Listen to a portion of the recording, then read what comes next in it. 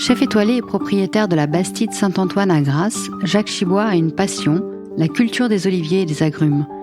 Citron caviar, main de Bouddha, cédra, plus de 50 variétés différentes d'agrumes poussent sur ces terres et il les connaît toutes par leur parfum, sans parler évidemment de leur spécificité gustative.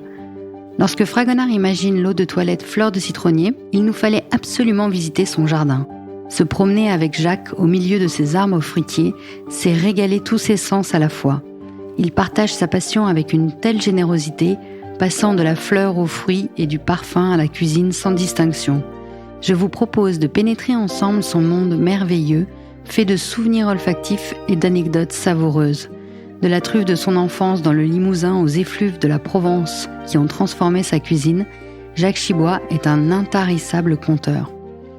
Je suis Charlotte Urbain et vous écoutez Confessions olfactives, la 2e saison d'À Fleur de Nez, un podcast signé Fragonard Parfumeur. Bonjour Jacques. Bonjour. Vous m'accueillez aujourd'hui dans votre Bastide, la Bastide Saint-Antoine, et nous sommes à Grasse. J'ai vu sur le jardin les collines de Grasse. Il fait pas très très beau, faut dire, mais il y a un petit oranger qu'on voit là. C'est un petit oranger ou c'est quoi C'est un calamanda. Ah, un calamanda. Vous êtes chef, cher Jacques, à la Bastide Saint-Antoine. Depuis combien de temps ? Je suis plus que chef, je suis propriétaire de cette maison Bastide. Que j'ai créée. Voilà, ça va faire 30 ans. 30 ans. J'ai ouvert en 96. Et c'est magnifique. C'est magnifique. Pour la seule raison que j'ai eu une chance extraordinaire, c'est de venir à Grasse. Qu'est-ce qui vous a décidé de venir à Grasse, dans la ville des parfumeurs ? Vous le saviez déjà que Oui. C'était une ville des parfumeurs. Alors moi j'étais à Cannes, très D'accord. connu à Cannes. C'est fabuleux, la croisette et tout ça, c'est exceptionnel. Mais moi je suis d'une origine du Limousin et un terrien. Un monsieur du terroir. Les terres sont importantes.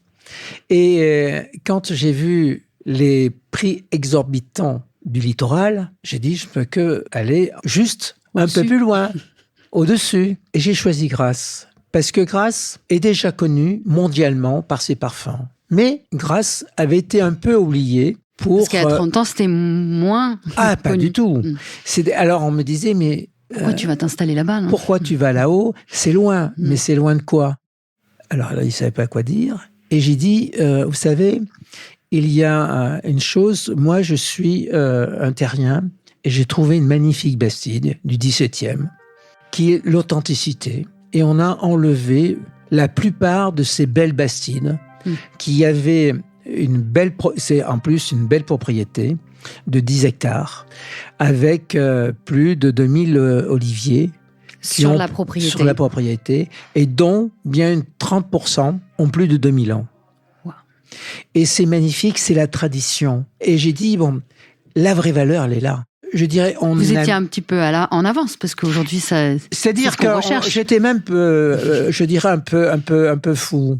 Au départ, on me disait, tu es un peu fou. Tu te rends compte, la Riviera, c'est la Riviera. Et j'ai dit non. Grasse était connue avant Cannes. C'était la ville des parfums, de l'huile d'olive, du savon. Et autrefois, c'était la préfecture des Alpes-Maritimes. Et c'est Napoléon qui a enlevé plutôt le titre de préfecture. Et qui est parti sur Nice. Mais la richesse était là. Et la qualité de vie était à Grasse. Et c'est vrai. Pourquoi ? Déjà, on venait se soigner du monde entier pour les maladies pulmonaires, pour le bien-être. Et cette magnifique nature avec ses oliviers, cet art de vivre, cette qualité que moi j'aime beaucoup, la campagne et la terre. Et quand on regarde depuis Grasse, même de la Bastide, on voit la mer qui touche presque le ciel. Mais qu'est-ce que ça vous fait rêver tout ça ? Vous êtes en face de cette Bastide. Vous avez devant vous le Tindron, qui est aujourd'hui tout en bas des Mimosas. Et qui fait le barrage de toute la France. Et ce qu'on appelle la Côte d'Azur, elle commence au Troya, c'est-à-dire à Théoul, jusqu'à Nice. C'est ça la Côte d'Azur.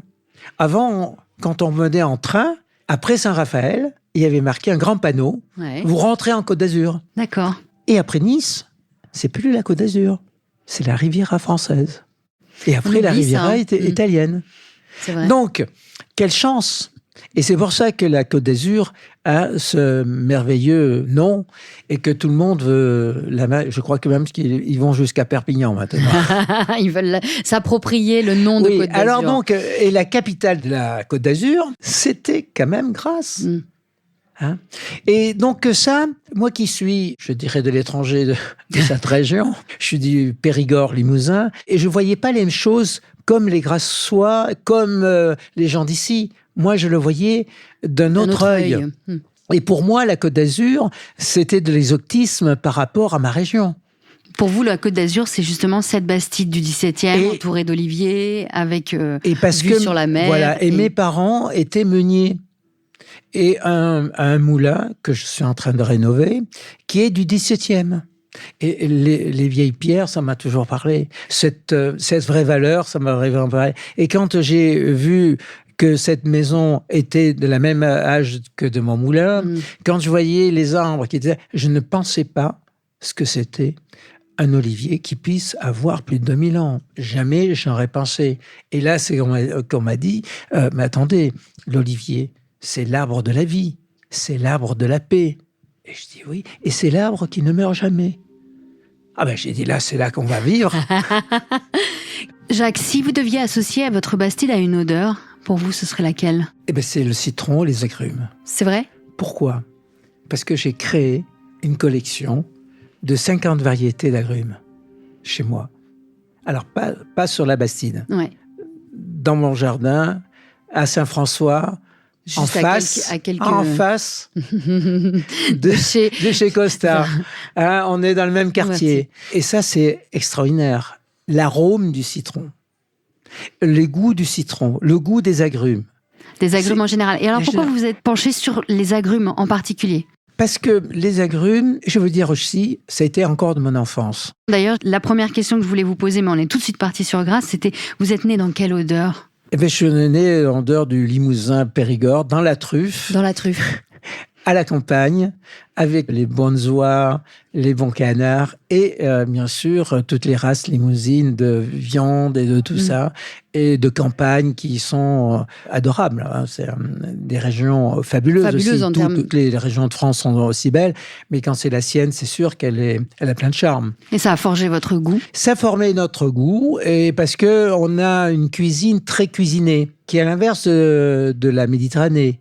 Où on cuisine moins, c'est moins cuit, dans la généralité. La Méditerranée a un côté presque plus italien, enfin la Méditerranée française. C'est-à-dire que c'est la Méditerranée. La Méditerranée, elle a une cuisine qui est fabuleuse et que j'ai compris tout de suite. Vous avez une courgette, vous avez une aubergine, vous avez un poivron et vous avez de l'huile d'olive. La façon de les cuire, de les cuisiner, je suis en Italie, je suis en Grèce, je suis en Espagne, je suis en Tunisie, avec les mêmes légumes et les mêmes ingrédients. Je suis en Turquie. C'est incroyable. C'est ce qui est magique. Et donc, la Méditerranée, c'est une chose magique. Et c'est une grande histoire. C'est la société qui s'est créée autour de la Méditerranée depuis des siècles. Et donc, il y a une raison. Et pour moi, je dis bien, ça a été un sens d'exotisme. Pourquoi? Parce que quand mes parents, à Noël, m'offraient l'envoi de Nice, est-ce que vous savez ce que c'est? Non, pas du tout, il faut que vous nous racontiez. C'était une petite cagette faite avec de la canne, des canisses. Et dedans, il y avait une dizaine de petites mandarines de Nice. Qu'ils faisaient venir spécialement... Alors, qui étaient envoyées, qui étaient envoyées à Limoges, qui étaient envoyées comme ça. Nous, on n'avait pas d'agrumes. Très peu. Et cette mandarine qui sent si bon quand on la gratte, le goût, on n'en trouvait pas sur le marché. Et cet envoi de Nice, pour moi, on touchait ça, on les ressentait. Après, on a vécu une mandarine. Vous la savouriez. Ma grand-mère et tout ça. Et on savourait ça à Noël. On se sentait les doigts. Et on mettait ça dans le feu. Et encore, ça redonnait un parfum. Et c'était un souvenir. Quand je les ai redécouvertes ici. Ça vous a replongé dans votre enfance? Mais alors, j'étais 100%. Et ça modifiait aussi le sens de ma cuisine.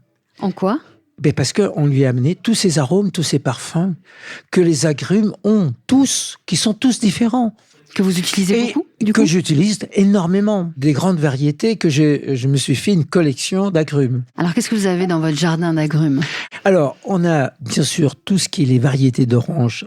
On a une dizaine de variétés d'oranges, de citron, le citron de menton. Qu'est-ce qu'il a de particulier, le citron de menton? Il a une peau un peu plus épaisse Ouais. et on peut manger le zeste. Vous l'utilisez justement, par Énormément. exemple? Et on peut manger même La membrane blanche. La membrane blanche aussi. Ok. Confite, c'est très, très bon. Et le jus est extraordinaire. Il a un autre goût et un autre parfum Qui est qui est à lui et qui est dans la douceur, dans la discrétion et qui est dans l'élégance. D'accord, plus fin qu'un citron jaune classique. Rien à voir, Okay. Rien à voir. Et qui est très très facile pour faire de la cuisine, pour manger, et aussi qui s'associe. On serait presque aussi comme dans le cédrat corse. Okay.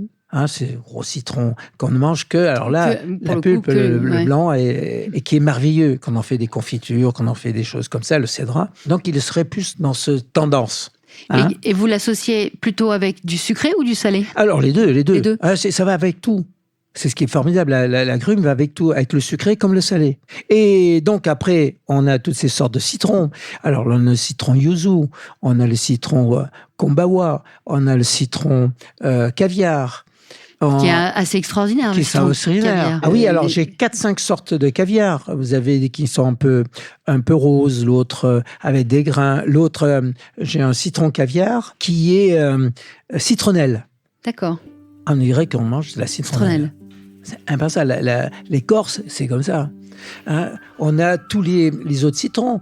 Les limes. J'ai des limes d'Hawaï. Donc ça, c'est des citrons verts plutôt. Lime d'Hawaï, qui est extraordinaire, qu'on ne trouve pas sur nos marchés, et qui a un parfum, qui a une douceur, qui a un arôme, qui est exceptionnel. Et c'est vraiment comme, vous voyez les citrons qu'on a, mais ils viennent pas d'Hawaï, c'est pas le citron d'Hawaï. Et lui, il est lisse, il est pas rugueux, mais il a un arôme que les autres n'ont pas, beaucoup plus puissant et plus élégant. Vous avez également les pamplemousses, vous faites non, mais les pamplemousses, mais dans les citrons, vous avez ce citron vert, vous avez le citron aussi de Naples. Vous savez, qu'ils font mettre sur des espaliers qui courent, qui sont des citrons un peu longs, qui sont encore différents. Et toutes les fleurs sont différentes avec des arômes différents. Vous les utilisez, les fleurs de citron? C'est court. C'est court. Mais on arrive on les confit, on les fait sécher, et puis aussi, le surgélateur peut en conserver, et peut pouvoir aller avoir le côté frais, des choses comme ça. Donc, et puis après, il y a tous les sirops qu'on peut faire, il y a plein de choses. C'est à l'infini, l'agrume. Alors donc après, on a les pamplemousses. J'ai des pamplemousses, le classique. On a le pamélos, qui est un pamplemousse rose. J'ai un autre pamélos, mais qui est blanc. J'ai des pamplemousses du Vietnam. Ils sont très gros, non? Très gros et verts à l'intérieur. Qui pèsent 2 kilos. Alors ça se mange surtout, bien sûr en pâtisserie, on peut en faire en pâtisserie, mais le plus agréable, c'est composer une salade fraîche avec des carottes, avec de la pomme Granny Smith, vous mettez ceci, de l'huile d'olive et tout ça, un peu de céleri, vous mettez une Saint-Jacques dessus, vous pouvez faire ce que vous voulez. Et là, ça a une révélation extraordinaire. Vous rajoutez des tranches de pomelos dans la salade, c'est ça? La salade, juste posée comme ça. Et c'est fabuleux. Et les gens sont étonnés parce qu'ils n'ont pas l'habitude de voir. Et ils n'ont pas aussi l'amertume ou l'astringence que les autres ont. C'est vraiment un goût particulier. Mais bien sûr, on a quand même l'arôme du pamplemousse. J'ai le souvenir d'une salade que j'avais mangée en Sicile où c'était tout simplement des oranges et du fenouil cru. Vous connaissez cette salade? Juste fenouil, orange, filet d'huile d'olive. Sel, poivre. Mais c'est la Méditerranée, ça. Et la simplicité, mais dans toutes ces saveurs. Alors, vous avez dit une chose très juste. Ça me fait plaisir. Pourquoi? Parce que tous les produits qui viennent de la même saison, du même endroit, ça se marie. Le fenouil, c'est un hiver. Et l'orange aussi. Donc, vous mariez les deux. Et La truffe, c'est un hiver. Mais vous mariez la truffe avec l'orange, les citrons, le fenouil et tout ça. C'est le En fait, poireau, la la pomme nature est bien nature, faite. le poireau, la pomme de terre et tout ce qu'il y a. Mais c'est incroyable. Vous faites cuire juste à peine du poireau. Vous mettez du zeste de citron vert dessus, quelque chose, et une petite sauce. Vous pouvez faire une petite sauce uniquement, un peu d'échalote, des zestes de citron, un peu de jus de citron, une petite pointe de beurre, un petit peu d'huile d'olive dedans. Vous faites une sauce extraordinaire. Mais qui a des arômes qui va vous donner les légumes, une majesté. Le poisson, il va devenir empereur. Hein? Donc, c'est extraordinaire. Donc, et surtout, c'est très sensible. Le trop tue le bien, dans beaucoup de choses. Mais là, il faut y faire attention à sa cuisson. Quand on le met, le temps qu'on le met, pourquoi on le met, avec quoi on le met, pour quelle raison, et l'aliment qu'on va y avoir, pour que ce soit sublime. Et ce n'est pas... il faut réfléchir. Il faut être attentionné. Il faut avoir le cœur. Il faut avoir... tout à l'heure, on parlait de la mémoire. Oui. C'est la mémoire des arômes, la mémoire du goût qui va être transformée. Et que les agrumes peuvent donner une grandeur comme tout tuer. Mais ça va pas avec. Et pourtant, parce qu'on l'a mal utilisé. Et c'est cette mémoire du goût et des arômes qui vont rentrer en communion. Quand vous imaginez une nouvelle recette, est-ce que, comme les parfumeurs, vous l'imaginez d'abord dans votre tête, comme un musicien qui va imaginer ça complètement? Ah ben oui. Justement, vous parliez de la mémoire, des goûts, des odeurs. La première chose de beaucoup de métiers, de beaucoup d'art, c'est la mémoire. Si vous n'avez pas la repère de votre mémoire, comment voulez-vous vous diriger? Vous dirigez dans votre métier. Et après, cette mémoire vous permet d'avoir, je dirais, de l'intuition. Vous sentez quelque chose, vous goûtez quelque chose. Ah ben ça c'est fabuleux, mais avec tel autre arôme, vous les associez. Comme vous avez dit, votre orange et votre fenouil et votre huile d'olive. C'est d'une simplicité. Mais les deux ont un goût, ont un arôme ensemble. Et si vous rappelez de sable, tout de suite, ça va vous amener à autre chose. Et vous l'incorporez dans votre cerveau, et après, parce que vous êtes très sensible à ces vraies valeurs. Et après, le jour où vous en avez besoin, et qu'il va y avoir une originalité sur du parfum comme sur de la cuisine, et bien là, vous allez le rechercher. Mais oui, j'ai eu ces deux choses, si j'ajoute ça, et vous dites, mais comment vous y avez pensé? Mais c'est cette arrière-pensée, cette mémoire qui vous fait que y a les magiciens du goût et qui ont cette sensibilité olfactive, mais qui est exactement la même que le goût. Ouais. Le goût et l'olfactif, c'est la même chose. Ça passe dans le même endroit. Bien sûr. Vous êtes enrhumé, vous n'avez plus de goût. Vous l'utilisez, votre nez, tous les jours? Ah, tous les jours. Tous les jours. C'était instinctif depuis enfant. Je sentais avant de manger. Bah oui, mais je crois que tout le monde le fait. Hein. C'est même animal. On doit vérifier. Tout de suite, mais c'était toujours. Vous y faisiez plus attention, c'est-à-dire que vous en aviez conscience de le sentir, le plat. Bah oui, mais mes parents, tout le monde, ils me regardaient, ils me disaient, mais non, mais oui, mais arrête de le renifler, mange, non. Non. J'ai dit, mais ça sent très bon. Et là, par rapport à l'odeur, je savais si c'était bon ou si ça allait me plaire. Vous faisiez plus confiance presque à votre nez que... Mais si, mais c'est-à-dire, vous savez, la chauve-souris, elle ne voit pas, elle se dirige comme ceci, elle a des ondes. Des ultrasons. C'est nos ondes à nous. Et c'est ce qui m'a servi énormément pour mon métier. Votre nez. Voilà. Et en deuxième, j'ai appris énormément quand je suis venu à Grasse avec tous les nez. Qu'est-ce que ça fait d'être chef dans une ville de parfumeurs ? C'est exceptionnel. Pourquoi ? Parce que ça vous ouvre des ouvertures que vous n'aurez pas pensé. Parce que les choses qui étaient naturelles, vous sentiez, vous goûtiez. Oui. Mais quand un parfumeur vous parle de son métier, j'ai dit, mais attends. On parle de la même chose. On parle de la même chose. Je l'inverse. Il me faut du parfum et il me faut du goût. Et donc, ils m'ont révélé des choses qu'eux ont une grandeur beaucoup plus grande que nous. Je dirais sur les arômes. Pourquoi ? Parce que c'est leur métier et il y a des arômes et des produits que nous, on ne peut pas utiliser parce qu'ils ne sont pas alimentaires. C'est pas pour ça qu'ils ne sont pas naturels. Mais il y a des choses qu'on ne peut pas manger. Bien sûr. Et donc, ce qui fait la différence. Mais la différence après, quand on écoute des conférences, parfums, ils nous amènent dans leur petit coin secret, et ils nous font voir tout ça, et c'est là que ça m'a appris énormément. Vous savez, un jour, j'étais avec Jean Mann. Il faut dire à nos auditeurs qui est Jean Mann, parce que tout le monde ne le connaît pas. Voilà, qui est une grande maison aussi, de Grasse. Qui fabrique des parfums. Voilà. C'est-à-dire qu'eux, ils extraient la matière et ils en font une essence. Chercher. Jean Mann, il vient me voir, il me dit, voilà, je suis embêté, Lancôme, j'ai perdu des marchés avec lui. Il faut qu'on s'associe tous les deux, on va faire un grand buffet avec tous les arômes, et c'était en hiver, avec le mimosa, avec les agrumes, avec plein de choses qu'il m'avait demandé de faire. On a tellement bien réussi qu'il a retrouvé que Lancôme est revenu son meilleur client. Donc vous avez réussi. Et il s'est créé vraiment une amitié avec cette maison. Comme avec Monsieur Costa, toute la famille.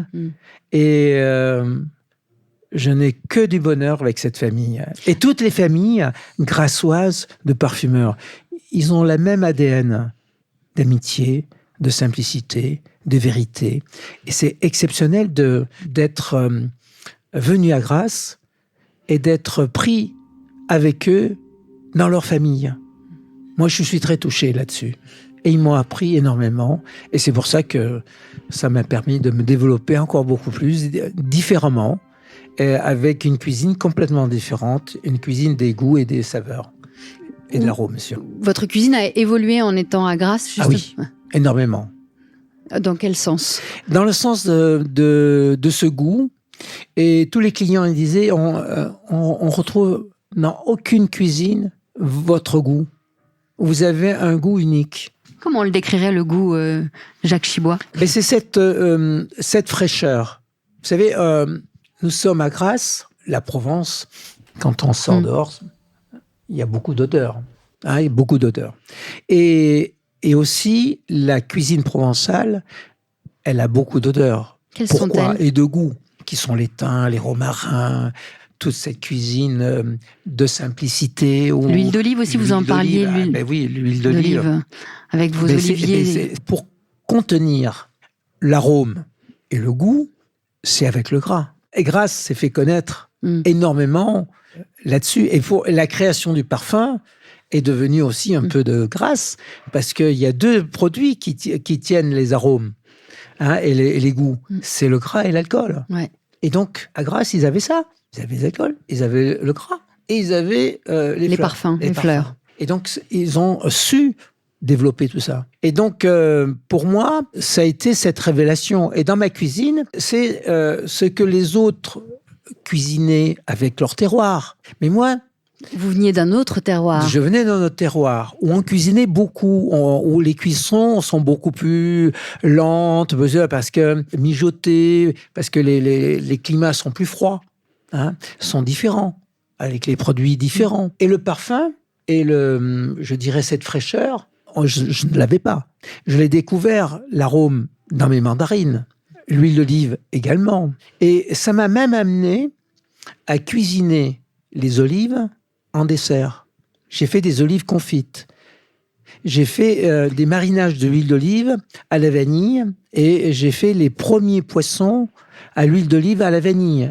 Et au citron. Donc, tout ce qui était vous avez Grasse, osé des mariages qui n'étaient pas mais conventionnels. Par contre, ça a été instruit aussi par la philosophie des nez et des aromaticiens qui sont à Grasse, à discuter avec eux. Et j'ai vu un mariage, et j'ai dit, mais ils discutent comme moi, comme un cuisinier.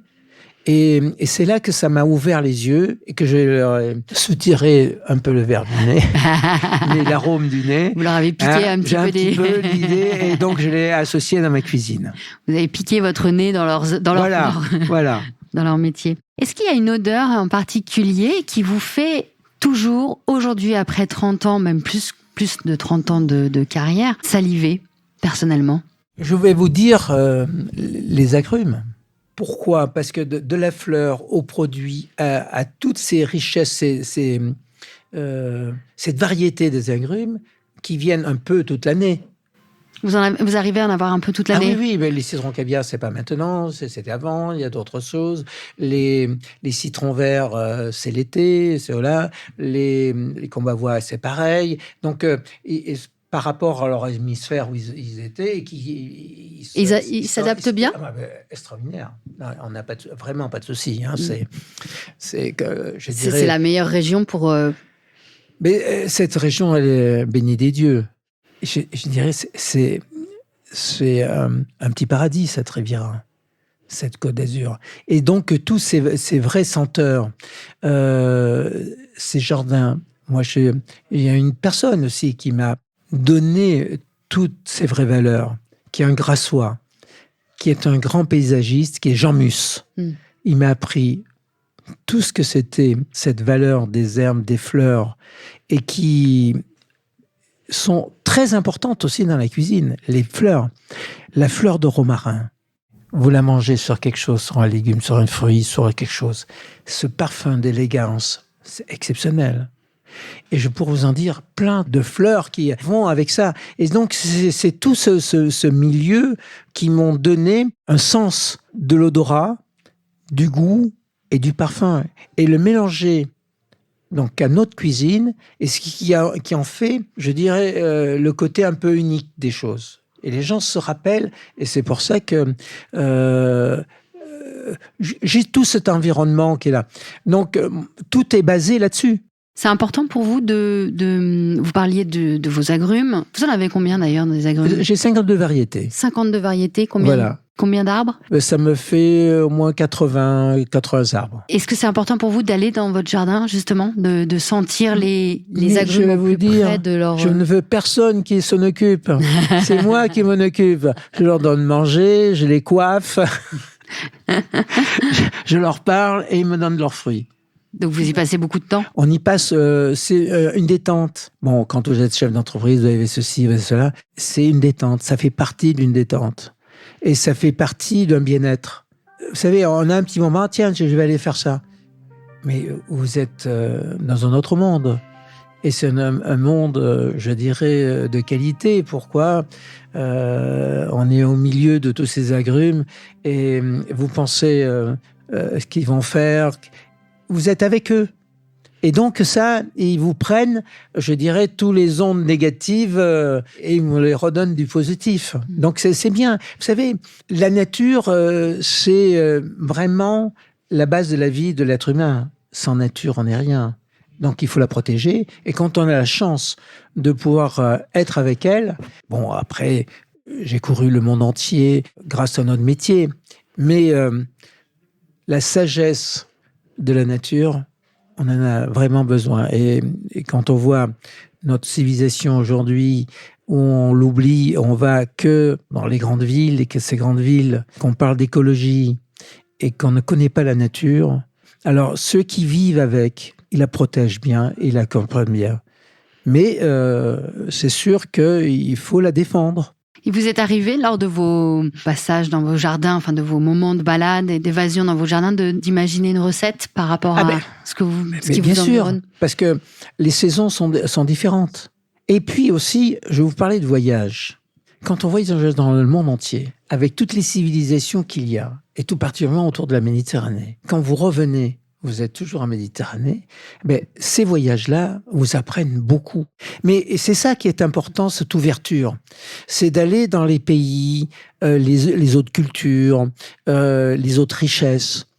Et quand on peut les ramener, la chance qu'on a, on peut les ramener, les inspirer, parce que on est quand même une région de la Méditerranée, avec des qualités de climat extraordinaires, et aussi avec un paradis des fleurs. Et vous savez que 80% des fleurs sont comestibles. Vous les utilisez beaucoup dans votre cuisine ? On les utilise énormément, mais uniquement les fleurs, pas pour la beauté, Pour le goût. Pour leur goût. Parce qu'il y en a beaucoup qui n'ont que de la beauté, mais n'ont pas de goût. Par exemple, vous avez des fleurs qui sont extraordinaires. Bon, la violette est une des fleurs extraordinaires. Vous avez le mimosin, on peut en faire des choses. La rose. vous pouvez la manger.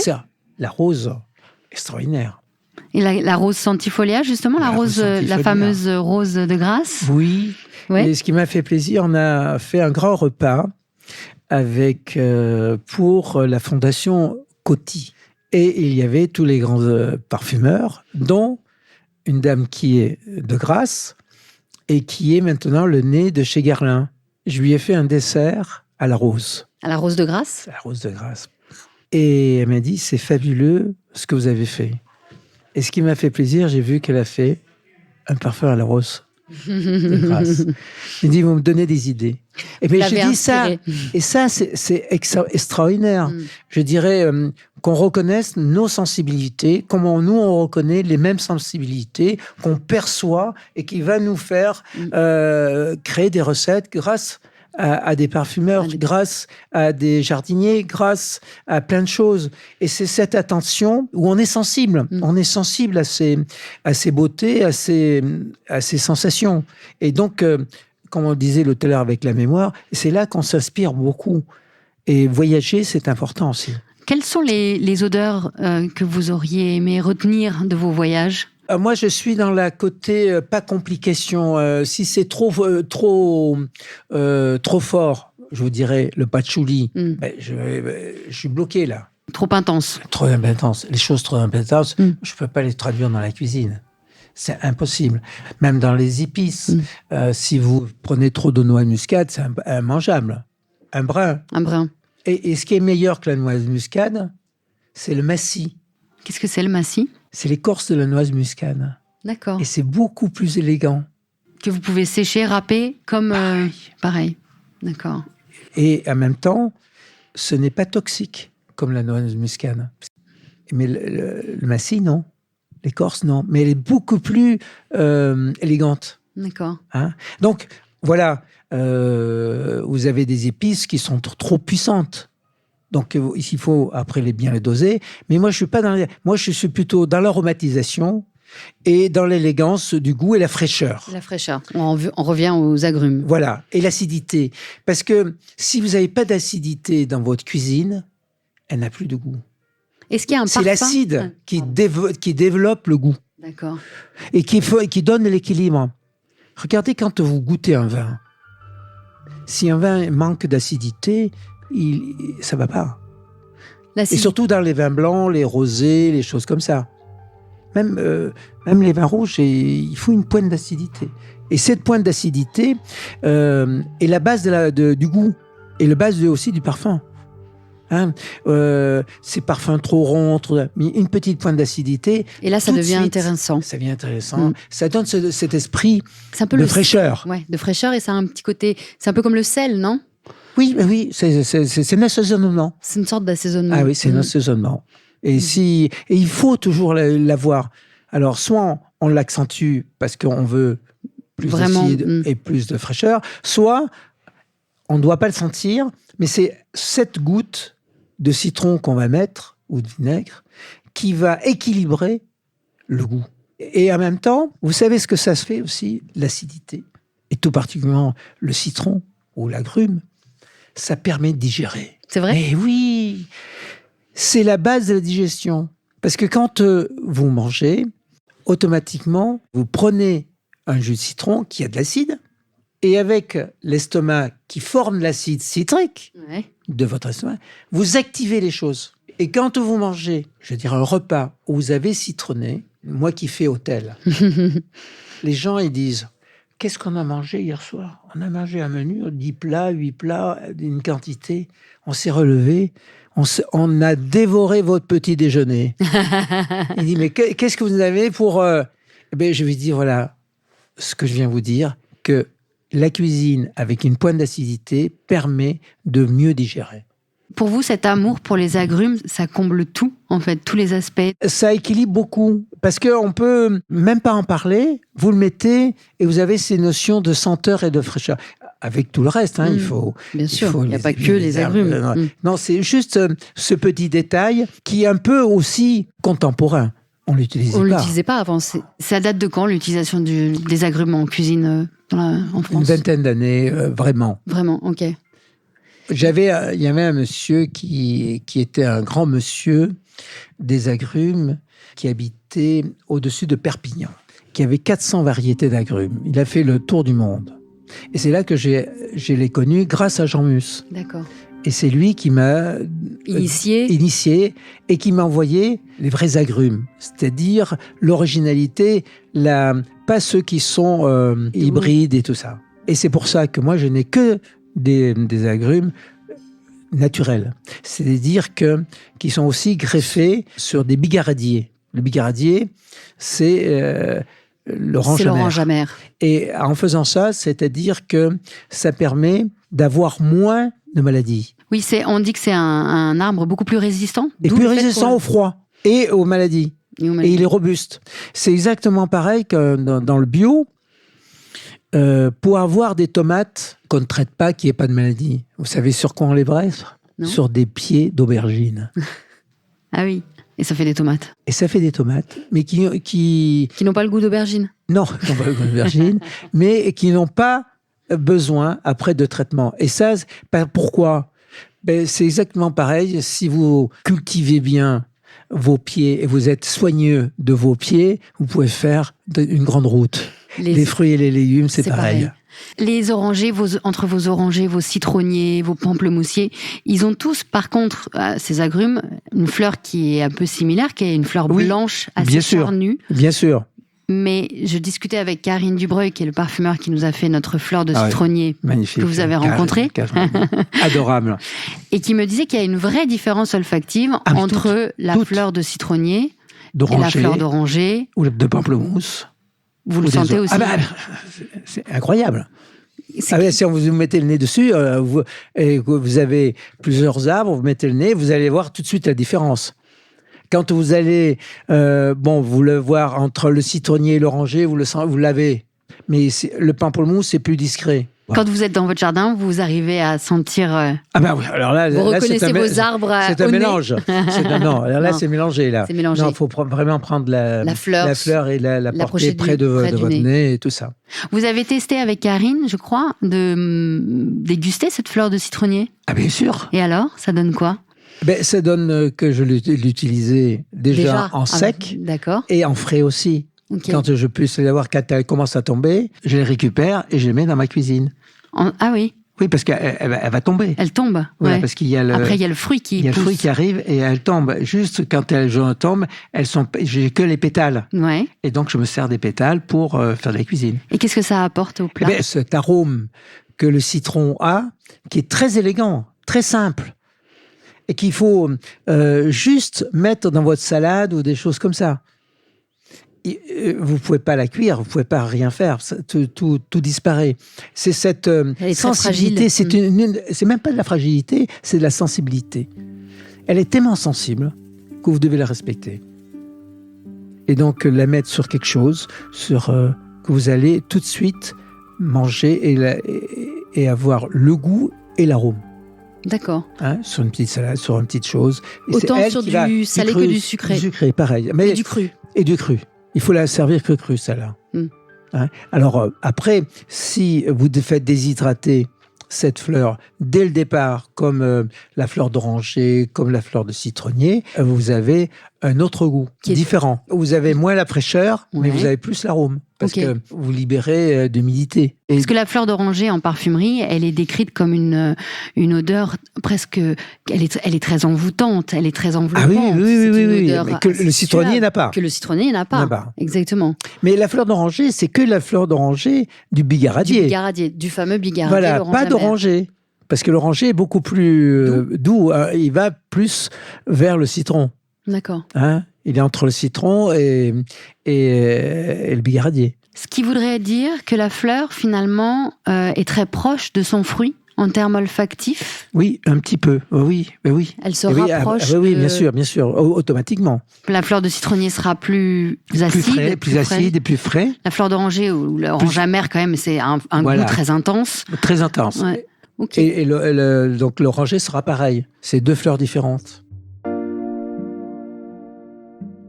Quel est le plus grand choc olfactif que vous ayez pu avoir dans votre vie? Vous en souvenez de ça ou pas? Choc olfactif. Ouais. Un endroit où vous êtes retrouvés, vous vous êtes dit, mais qu'est-ce que c'est que cette odeur? J'ai monté un restaurant en Grèce, j'ai monté un resort en Grèce. Je crois que c'est là-bas, dans un jardin de Grèce, avec tout, je dirais, ces citronniers, toutes ces fleurs qu'il y a dans ces îles. C'est là que j'ai été le plus ému. Pourquoi ? Parce que j'étais arrivé au milieu du printemps, on m'a fait visiter ces jardins merveilleux et c'est bien là. Pourquoi ? Parce que quand on regarde bien cette cuisine ottomane, qui est la cuisine grecque, faut pas trop leur dire parce qu'ils sont pas contents. Non, mais c'est quand même... Et c'est là que tout est basé sur les herbes, les parfums et tout ça. Quand vous voyez, vous mangez les loukoums, vous mangez toutes ces choses-là, ils ont été chercher ces vraies valeurs et qu'ils ont des odeurs que nous, on n'a pas. C'est leur région, c'est leur valeur. Et c'était aussi la première civilisation du monde. L'Égypte, l'Antiquité. La Turquie, l'Antiquité. Et donc, il y a beaucoup de choses que nous, on n'a pas. Et là, vous êtes émerveillés. Là, on n'a pas tout ça.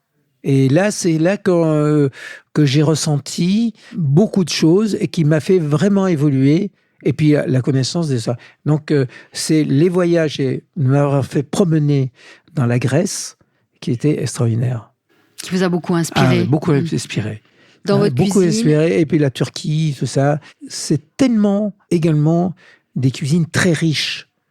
Elles sont fabuleuses, ces cuisines. D'une simplicité. Vous voyez, c'est le produit avec le produit. Il n'y a pas de 50 000 produits, mais il y a des associations, il y a des petites épices, il y a des petites fleurs, il y a des petites choses comme ça qui changent tout.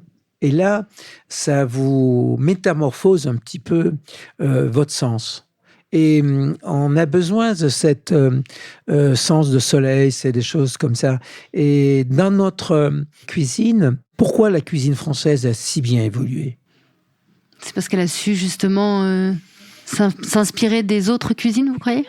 Des autres cuisines, c'est pas des autres cuisines, c'est des autres produits. Des autres produits, d'accord. Qui ont été ramenés. Assimilés. Regardez le basilic. Le basilic, c'est quoi ? C'est asiatique ? Asiatique et tout ça. Et tous les autres, la tomate, les choses comme ça. Donc, on nous a apporté beaucoup de produits, beaucoup de senteurs, beaucoup de choses comme ça. Et nos parfumeurs, pourquoi ? Parce que c'était...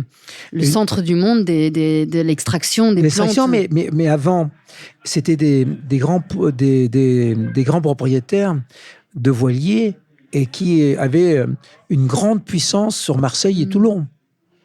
Donc des grands voyageurs. C'était des grands voyageurs. Et donc, ils ont ramené ça. Et la cuisine française, elle a évolué grâce au voyage.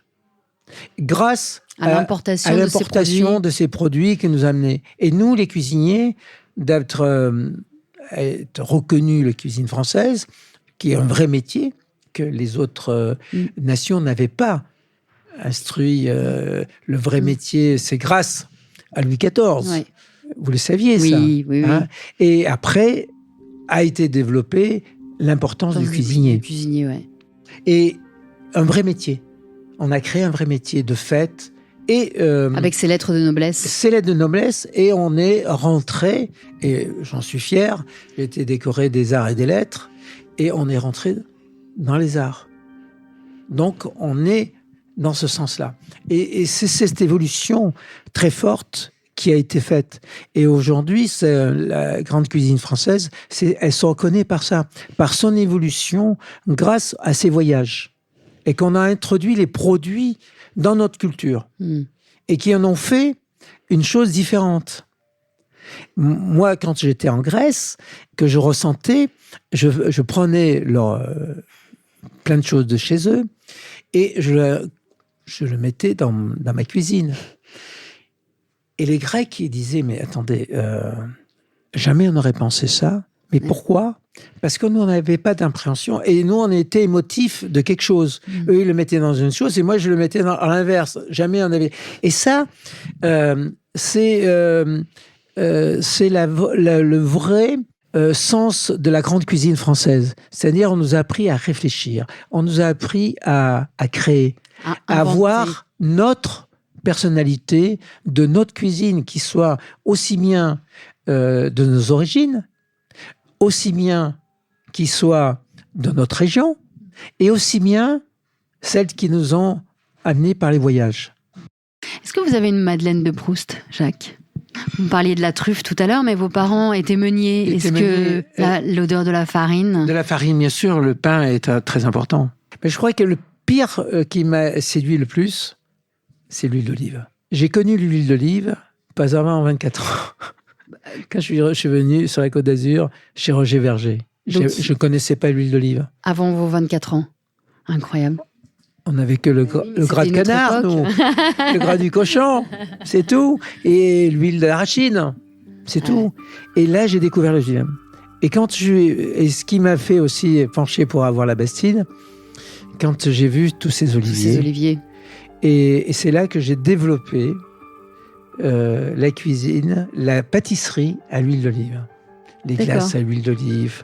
Je dirais plein de choses. Tout à l'heure des olives que vous avez confites. Tout ça, plein de choses comme ça à base d'huile d'olive. Qu'est-ce que vous aimez dans l'huile d'olive par rapport à son utilisation justement dès qu'elle est sucrée ? Qu'est-ce qu'elle apporte ? Ça délève son arôme. Oui, c'est son arôme. Et puis, c'est un exerceur de goût. Elle capte les arômes. Elle a les siens, mais qui sont élégants. Et elle les capte, elle les fait ressortir. Mais elle les fait ressortir avec une sagesse, parce qu'elle lui a amené un peu de gras. Un peu de rondeur, un peu de rondeur, moins excessive. C'est pas comme l'agrume qui est dans l'acidité. Qui capte aussi, mais qui est... Mais vous parlez d'une chose, la meilleure vinaigrette. C'est l'huile d'olive citron. Voilà. Une pointe de sel. La base. C'est la plus belle vinaigrette qui existe. Alors ça, je ne peux que vous applaudir là-dessus. Donc, vous voyez... Je ne peux que agréer ce que vous dites. Donc, l'huile d'olive, ça a été vraiment ma révélation. Et aujourd'hui, on voit, quand j'allais, je dirais, dans les pays scandinaves, j'étais beaucoup dans le tout début, il y a 40 ans, dans les pays scandinaves, aussi sur l'Amérique... du Nord ? Non, San Francisco et tout ça, la Californie. Et on a ramené notre huile d'olive différemment, on a ramené plein de choses comme ça qui se sont saisies parce qu'il ne cuisinait pas comme ceci. Et quand on a amené, nous, notre cuisine méridionale dans ces pays-là, et tout particulièrement, je dirais, tous les pays nordiques, aujourd'hui, ils ont oublié presque leurs produits. Ils ne font que de la cuisine, méditerranéenne. Mais c'était impensable. Le succès que ça a eu et que ça a pu développer des grands cuisiniers. Vous vous rendez compte que le Danemark a eu 2 meilleurs chefs qui ont remporté le Bocuse d'Or. 2, c'est énorme. Ouais. Et vous avez des Suédois, des Norvégiens, c'est exceptionnel. Et donc, qu'est-ce qu'on a pu faire importer par cette culture de la cuisine ? Nous, le temps de la Grande Catherine, en Russie, il y avait les Anglais qui ont apporté une chose, les Français ont apporté la cuisine. La cuisine. Et il n'y avait que des grands chefs. Et les grands chefs sont devenus grands, qui c'est Carême, Gouffet, et puis plein d'autres qui sont là, qui ont été là. Vous connaissez l'histoire de la salade d'Olivier ? La salade d'Olivier. Ouais. Non, je ne la connais pas. Parce que vous parlez de Catherine II. La salade d'Olivier en Russie, il y a une salade qui s'appelle Olivier. Oui. Et qui, a priori, la légende raconte que c'est une salade inventée par un chef français pour le tsar en Russie. Ah ben oui. Voilà. Mais parce que... qui se fait toujours. Tellement que la France avait des influences, quand j'entends tout ce qui se passe aujourd'hui, tellement que la France avait une influence en Russie, qu'à la cour, on ne parlait que français. Vous vous rendez compte ? Bah oui. Et la moitié de Guerre et Paix est écrite en français. Ben oui. Et la cuisine a démarré de là-bas. Pour la grande tsarine. Pour la grande Catherine. Et donc, après, le cheminement. Mais ça a été la révolution pour le monde entier. C'est-à-dire que c'est grâce je dirais, à la Russie, que la grande cuisine est devenue un plus grand métier et un grand métier reconnu internationalement. Pour terminer, Jacques, j'ai qu'une seule question. Quel est pour vous le parfum du bonheur ? Le parfum du bonheur, c'est celui-là qu'on va partager avec quelqu'un. Sans quelqu'un, sans le partager, il n'y a pas de bonheur. Merci beaucoup. Merci, Jacques. Merci. Je suis Charlotte Urbain et vous venez d'écouter À Fleur de Nez, un podcast signé Fragonard Parfumeur. Karen Loyer a fait la réalisation et le mix de cet épisode sur une musique de Jérôme Petit. La production est supervisée par Louis Média. Pour écouter d'autres portraits olfactifs, je vous retrouve le mois prochain. Merci à tous pour votre écoute. Si cet épisode vous a plu, n'hésitez pas à vous abonner, à laisser des étoiles et des commentaires et bien sûr partager le podcast.